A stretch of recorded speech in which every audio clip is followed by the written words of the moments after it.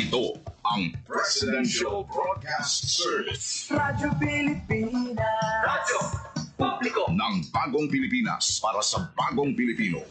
Naghahatid ng mahahalagang balita at impormasyon na guugnay ng pamahalaan sa sambayanan.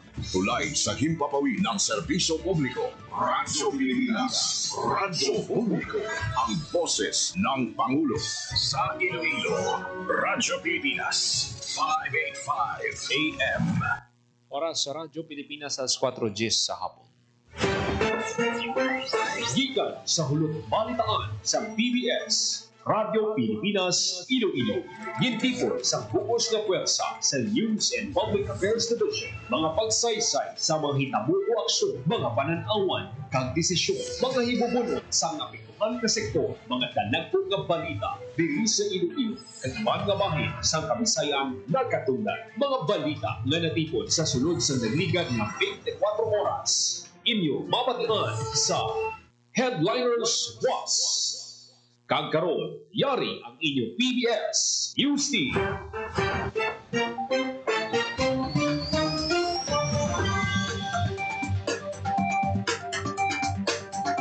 Mayong hapon, ang Headliners Was. Miyerkules, Octubre 8, 2025. Pinyang inyong tagbalita, Joseph Paul Nobles sa Taroksa. Kagkaroon sa mga Pangulo, tinangan. Iloilo Province magapadala sa 5 milyon nga bulig sa mga apektado sa linog sa Cebu. Pulo kabalay sa uton nagkalaguba bangod sang Buhawi. CHO nag-abiso sa mga nag-ubog sa baha nga mag-avail sang libre nga bulong kontra leptospirosis. DMW6 ging pasarduhan ng isa ka International Education and Visa Consultancy Office sa Iloilo City. Kagkaroon sa detalye na sa aton mga balita. Radyo Pilipinas. Radyo Pilipinas. Radyo Pilipinas News. Province magapadala sang 5 milyon nga bulig sa Cebu. Detalye sang balita, Hope Torrensante. Radyo Pilipinas. Radyo Pilipinas. Radyo Pilipinas. Radyo Pilipinas. Report.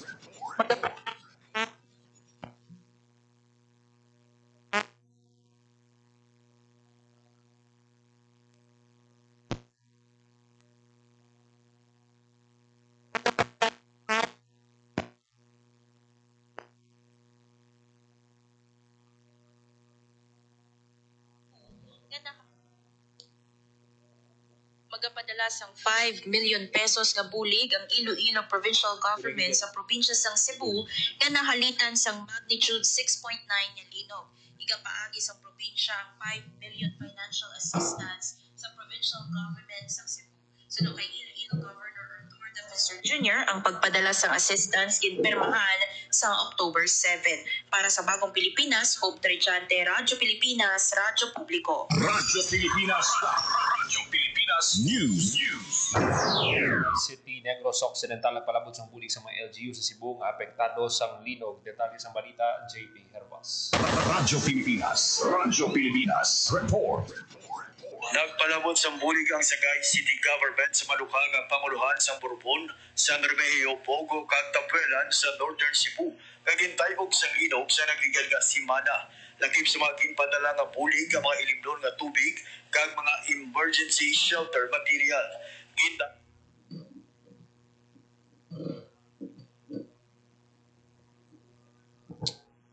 Sa ginpakita nila nga kabalaka kag dedikasyon para makabulig sa mga apektado nga lugar sa Northern Cebu. Sunod kay Mayor Cueva, ang Sagay City ang magapabiling nga handa sa pag-alalay sa mga komunidad sa iban pang emerhensya sa palaabuton. Para sa Bagong Pilipinas, JP Harvas, Radyo Pilipinas, Radyo Pilipinas. Radyo Pilipinas News. Respondihan sang lokal nga panguluhan sang uton ang duha ka barangay sa Banwa sang uton nga naapektuhan sang Buhawi, Martes, Oktubre 7 sa pagpanguna ni Mayor Sofronio Fusin. Ginpadulungan sang LGU ang barangay Calak ug barangay Santa Rita sa Ipulo, Kabalay ang nagkalaguba. Magluwas sa mga balay naguba man ang pila ka poste sang Ileco 1 kag nagkalatumbang mga puno nga nagresulta sa power interruption sa lugar. Sa karon nagapakikangot ang banwa sa mga natungdan nga ahensya agud mabuligan ang mga residente kang mabalik ang gilayon o kung mabalik gilayon ang supply sa kuryente. Radyo Pilipinas. Radyo Pilipinas News. Samtang sa ibang panaton nga balita, Radyo Pilipinas. Radyo Pilipinas News. ginabisuhan sa Iloilo City Health Office ang tarangan ng ubog sa tubig baha nga magpadulong sa malapit nga District Health Center nga magawin sang libre nga doxycycline prophylaxis.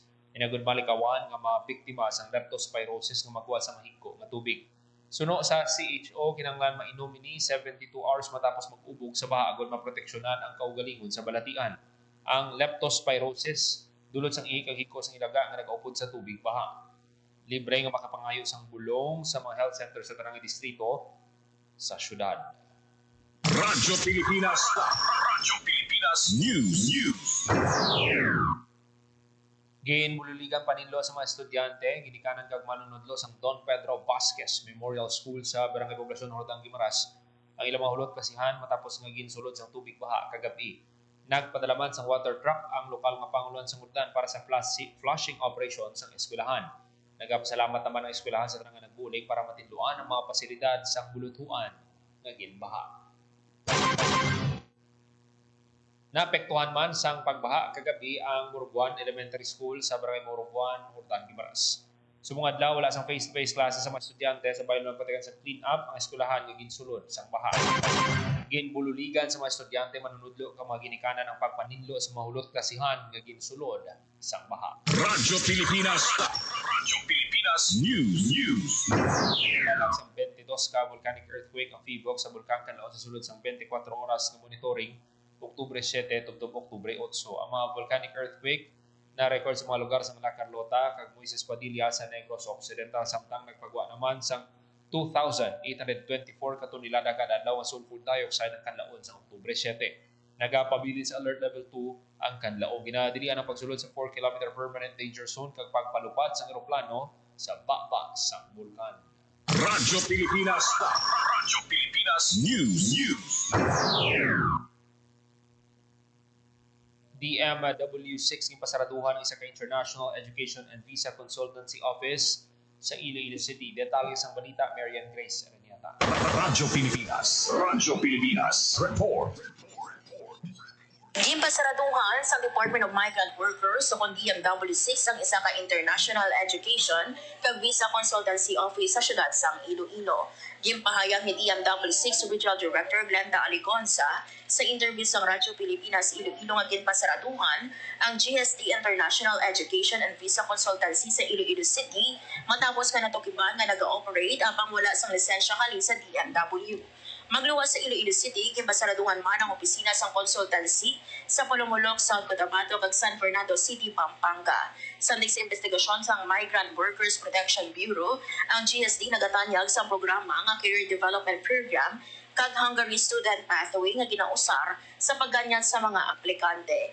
Sa idalom sa Career Development Program, nagatanyag ang GST International Education and Visa Consultancy sa career matching services nga linyada sa kwalifikasyon ng aplikante sa mga pwede obrahan abroad. Sa baylo, nagapanukod sa service fee ang kompanya. Nakip sa mga obra nga ginatanyag sa idalom sa programa amo ang pipe fitter, factory worker kag caregiver sa Australia, New Zealand kag Canada kag ginapangakuan nga makasweldo sa 47,000 pesos to 66,000 pesos. Samtang gipakay ni Ari Aligosa nga sa bilog nga Pilipinas, may 39 na ka opisina gipasaraduhan bangod sa illegal recruitment sini nga tuig sa tingin duha gikan sa Western Visayas. Para sa Bagong Pilipinas, Marian Grace Araniata, Radyo Pilipinas, Radyo Publiko.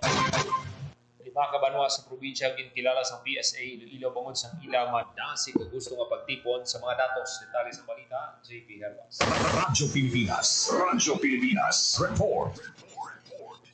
Ginkilala sa Philippine Statistics Authority kung PSA Iloilo ang lima ka banwa sa probinsya bangod sa ilang ginpakita nga accuracy, timeliness kag responsiveness sa pagtipon sa mga datos nga ginbasihan sa paghuman sa provincial product accounts. Ini ginakipahan sa mga lokal nga panguluhan sa banwa sa Anilaw, Batad, Ahoy, Sara kag Dulusan na.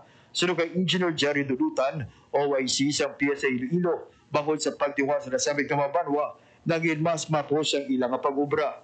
Dugang palyapin na agi sa pagkilala, Ginalauman nga maingganyo man ang ibang pang LGU ngayon sigida nga makahatag sa insakto nga mga datos kag makapabakod sa ilang data collection process. Ang pagkilala ang ginhatag sa PSA Iloilo pagkatapos sa ginhiwat ka Dissemination Forum sang 2024 Provincial Product Account. Para sa Bagong Pilipinas, JP Harvas, Radyo Pilipinas, Radyo Publiko. Radyo Pilipinas News.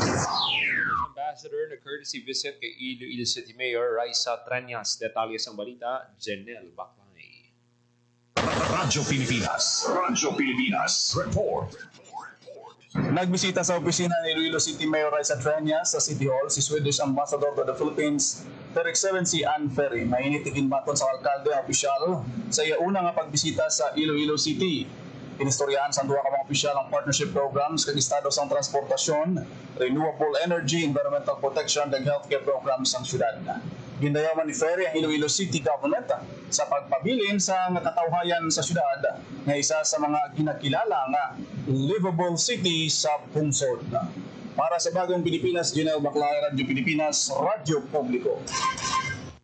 Kaso sa teenage pregnancy sa Antique nagdoble sa second quarter sa 2025. Detalye sa balita, Hope Torrechante. Radyo Pilipinas Report.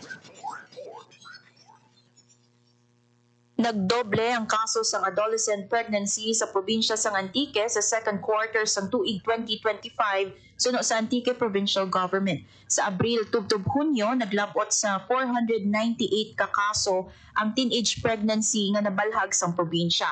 Mas nagsaka alin sa 240 lang nga kaso sang Enero tubtob Marso. Sa karon kaluya ang nagapanguna nga banwa sang Antique nga may mataas nga kaso sa adolescent pregnancy nga may ara sang 83 ka kaso. Sunod ang banwa sang Sibalom kag San Remeo nga may tig 50 ka kaso, Hamtik 41 kag San Jose nga may 40 ka kaso. Samtang ang Pandan may 28 ka kaso nga ginsundan sang Tibiao kag Kulasi nga may pareho nga may 27 ka kaso, Tobias Fornier kag Patnongon nga may tig 22, Lawaan 21, Aninii 19, Sebaste 18, mga banwa sang Bugasong kag Valderrama nga may pareho nga may tig 16 ka kaso, Libertad nga may 7 ka kaso, Belison, Anong kag Barbasa nga may 5 ka kaso. Dugang pa sa provincial government sang 2024, may 963 ka kaso sa adolescent pregnancy nga na-record sa Antique, 935 diri nagaedad 15 to 19 kag 28 naman ang nagaedad 10 to 14 years old. Para sa Bagong Pilipinas, Hope Torrechante, Radyo Pilipinas, Radyo Publiko. Radyo Pilipinas News. Radyo Pilipinas News. 72 milyones nga bilis sa relief assistance na hatag sa mga pumuluyo sa Western Visayas na naapektuhan sa habagat kagin pabaskog sa mga bagyo. Detalye sa balita, Marian Grace Sereniata. Radyo Pilipinas Report. Naglabot sa masobra 72 million pesos na bilis ang assistance ang napalabot sa mga pamilya sa Western Visayas nga naapektuhan sa habagat kagin pabaskog sa bagyo Mirasol, Nando kag Opong. Sa masobra 72 million pesos na ginhatag nga relief resources, masobra sa 69 million pesos diri ang ginhatag sa DSWD6, kag ang iban ginhatag sa mga local government unit, non-governmental organization kag iban pa. Lakip sa ginpalabot sa DSWD6 ang masobra sa 97,000 nga family food pack, balor masobra sa 68 million pesos, 805 ka ready-to-eat food, balor masobra sa 755,000 pesos, kag 95 ka non-food item, balor masobra sa 153,000 pesos. Madumduman nga naglabot sa masobra 645,000 kay individual sa Western Visayas ang naapektuhan sa weather disturbances. Sa karon wala na sang may nagatiner sa sulod sang evacuation centers o kung sa ila kakilala o kung himata. Para sa Bagong Pilipinas, Grace Sereniata, Radyo Pilipinas, Radyo Publiko. Sobra 4,000 nga social pensioner sa Sara, Iloilo nagbaton sa stipend para sa fourth quarter sa 2025. Detalye sa balita, Marian Grace Sereniata. Radyo Pilipinas Report. Nagbaton sa ina-stipend ang masobra 4,000 nga social pensioner sa munisipalidad sa Sara, Iloilo para sa ika-4 nga quarter sa 2025. Nag-release ang masobra 13 million pesos para sa 4,371 nga indigent senior citizen gikan sa 42 ka barangay sa munisipalidad ang DSWD6. Kada isa ang nagbaton sa tig 3,000 pesos. Ang social pension program nagatulong nga maghatag sampunanan nga stipend sa mga indigent senior citizen nga mga maluya, masakit o kung disabled nga wala sang pensyon o kung permanente nga source of income, kag wala may ginabaton nga financial assistance halin sa ila himata. Para sa Bagong Pilipinas, ngayon Grace Aranyata, Radyo Pilipinas, Radyo Publiko. Plano sa Iloilo City Government nga magadugang pagid sa mga kurso sa Iloilo City Community College. Payag ni Iloilo City Mayor Raisa Trenya sa State of the City Address subong Miyerkules, Oktubre 8 nga magatukod sa bagong site para sa ICC sa Iloilo Fort San Pedro. Payag sa alkalde nga tinutod sa bagong site nga mapasiguro nga madamo pa sa mga estudyante sa syudad na maka-avail sa libreng edukasyon sa kolehiyo isa sa iya plano mong pagbukas ng dugang nga mga kurso. Sa karon may aras ang 4 ka kurso ang gitatanyag sa ICC, 2 ka non-board courses, ang Bachelor of Science in Tourism Management kag Bachelor of Science in Office Administration. Kag ang 2 ka board courses, ang Bachelor of Special Needs Education major in Early Childhood Education kag Bachelor of Science in Criminology. Masobra 200 katumandok sa Pilipinas nagtipon sa Bago City, Negros Occidental. Detalye sa balita, JP Herbas. Radyo Pilipinas, report. Nagtipon ka nagpakita sa ginatag sa ka-traditional kasaot ang masobra 200 katumandok gikan sa naituhay nga lugar sa Pungsod para sa Dayaw 2025 Philippine Indigenous Peoples Festival nga nagapadayon sa Bago City, Negros Occidental. Ang aktibidad kabahin sa selebrasyon sa National Indigenous Peoples Month nga ginapangunahan sa National Commission for Culture and the Arts. Katiwan sa pagdilipon nga kilalahon na madamo ang kontribusyon sa mga indigenous cultural communities sa bugos nga pungsod. Sa iyang mensahe, ginatagan punto ni Negros Occidental Governor Bong Lacson ang dako nga bulig sa mga manggarano nga kultura kag tradisyon sa mga tumadlok sa pagkulma sang identity sa pungsod. Para sa Bagong Pilipinas, JP Herbas, Radyo Pilipinas, Radyo Publiko. May 33 ka empleyado sa LGU Pasig City ang paidalo sa bagong programa sa ikaayong lawas ng syudad ng Mission Slim Possible. Paidalom sa 12 kasimanang healthy program halin September 26 ug Disyembre 19 ang mga empleyado inspired ang Mission Slim Possible sa Biggest Loser program sa idalom sa Healthy Workplace program sa Department of Health. Sining karon lang nagtambong ang 33 ka empleyado sa nutrition lecture sa Pinggang Pinoy nga ginsundan sang official na weigh-in. Samtang sa ibang panaton nga balita, Boracay liwat nga dala sa mga top island sa Asia sandig sa Condé Nast Traveler Reader's Choice Award 2025. Detalye sang balita, Hope Torrechante. Radyo Pilipinas, report. Liwat na nadala sa listahan sa top island sa Asia ang Boracay Island sang Malay Aklan sandig sa Travelers Reader's Choice Awards 2025 sang Condé Nast, isa ka online travel kag lifestyle magazine. Nagpang-apat nga lugar ang Boracay sa tapos makakuha sang 92.65 nga puntos. Ini lang ang island destination sa pungsod nga nadala sa Condé Nast Reader's Choice Awards sining nga tuig. Nagpanguna ang Bali sa Indonesia na may 96.86 kaginsundan sang Lombok, Indonesia.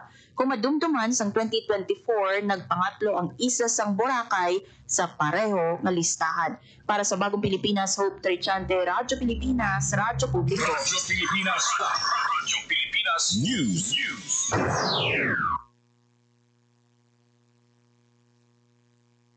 IT BPM Career Fair giniwat sa Roas City. Detalye sang balita, Hope Torrechante. Radyo Pilipinas, report. Nagdulong sang IT BPM Career Fair sa Miyerkules, October 8 ang Department of Information and Communications Technology pinaagi sa ICT Industry Development Bureau kaupod ang Rojas City Government. Kadungan sini nagpadulong sa Rojas City ang mga recruiters, industry leaders, dalagko kag kilala nga IT BPM companies agud magpangita sang empleyado. Suno sa City Government lakip sa mga kumpanya nga nagpasakop ang Carelon, iCourse, Agility, Transcom, ePerformax, Oxford, Serviu Technologies, Premium Care Solutions Philippines Incorporated, kag Vietfield Education Mac Learning Hub. Para sa Bagong Pilipinas, Hope Torrechante, Radyo Pilipinas, Radyo Publiko. Sulod bilang national finalist para sa Outstanding SK Awards sa 2025 Philippines Sangguniang Kabataan Awards, federasyon level ang Sangguniang Kabataan Federation sa Iloilo City kag probinsya sang Iloilo. Kadungan sini nagpalabot sang iya pagpanginbulahan si Governor Arthur Defensor Jr. sa Iloilo PPSK sa dako nga kadarakan Kag nagkapangabangay sa mayong resulta para sa Philippine SK Awards 2025 Grand Finals sa Oktubre 25 o kung Oktubre 24, 2025 sa Novotel, Manila, Araneta City. Gin-host sa Department of Environment and Natural Resources Region 6 ang 5 kadang National Workshop and Action Planning on Greenhouse Gas Inventory and Nationally Determined Contribution. Nagsugod ang workshop sa Oktubre 7 kung magalag tubtub Oktubre 11. Putihan sang lihok ngay handa ang focal team sa maghiwat sa inventaryo kag pabaskugon ng pagpatuman sang policy and measures sang United Nations Framework Convention on Climate Change. Ang workshop gintambungan sa mga technical personnel in charge sa mga climate change, greenhouse gas, solid waste ug forestry focals sa pungsod. Arestado sa kapulisan ang top 3 regional most wanted persons sa Baray Kulong-Kulong, Ibahay, Aklan. Ang suspect ginkilala nga si alias Mark, 21 anyos, kag presidente sa Baray Kamalagnan, Nueva Valencia, Guimaras. Sa monitoring sa kapulisan sa Baray Kulong-Kulong, Ibahay, Aklan na nag-istar ang suspect. Sa asod-asod nga operasyon kontra wanted persons, nagpaandam si Police Regional Office 6 Director o si Pinuligan sa mga nagapanago sa layong umabot ang tion nga madakpan sila bangod sa mabaskog nga kampanya sa kapulisan kontra wanted persons. Samtang arestado naman sa San Miguel Municipal Police Station ang top 7 regional level most wanted persons sa Sales Street, Barangay 11, San Miguel, Iloilo. Ang suspect, ginkilala nga si alias Paul, 28 anyos, kag residente sa Barangay Santo Niño, San Miguel, Iloilo. 2 counts of rape by sexual assault ang ginapangatubang sa suspect. Sa karon yara na sa kustudiya sa San Miguel Municipal Police Station ang suspect. Padayon ang masangkad nga operasyon sa Police Regional Office 6 batok sa mga may salabton sa layi. Portions ang Nia Road kag San Isidro Relocation Site siraduan kasunod sa obrahon nga flood mitigation structure sa area. Detalye sang balita, Janelle Baclay. Radyo Pilipinas, report. Himoon nga no entry lane sa mga salakyan ng portion sa Nia Road kag San Isidro Relocation Site. Lapos sa MacArthur Drive, Haro, Iloilo City, alin sa Oktubre 1 tubtob Disyembre 30, kasunod sa himoon nga konstruksyon sa flood mitigation structure sa area. Mangin one-way lane naman ang dalan halin sa MacArthur Drive pakat sa San Isidro Relocation Sites. Samtang ang mga outbound vehicles halin sa San Isidro Relocation, may makalabay sa alternative route sa Lopez Haina Street o Punia Road na po sa Tatas Haro. Pagkadumilian naman ang tanan ng mga truck at trailer sa paglabay sa area. Abiso sa Iloilo City Transportation Management Office sa mga motorista na magsunod sa mga signages kag advisory nga ila ginapalayag agud hindi mahulan. Para sa Bagong Pilipinas, Janelle Baclay, Radyo Pilipinas, Radyo Publiko. Sa Radyo Pilipinas, alas 4:32 sa hapon.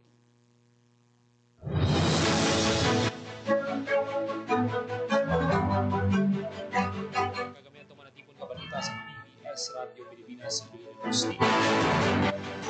Miyerkules, Oktubre 8, 2025.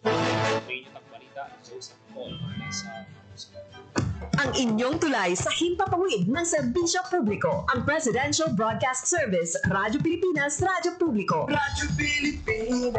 Radyo Publiko.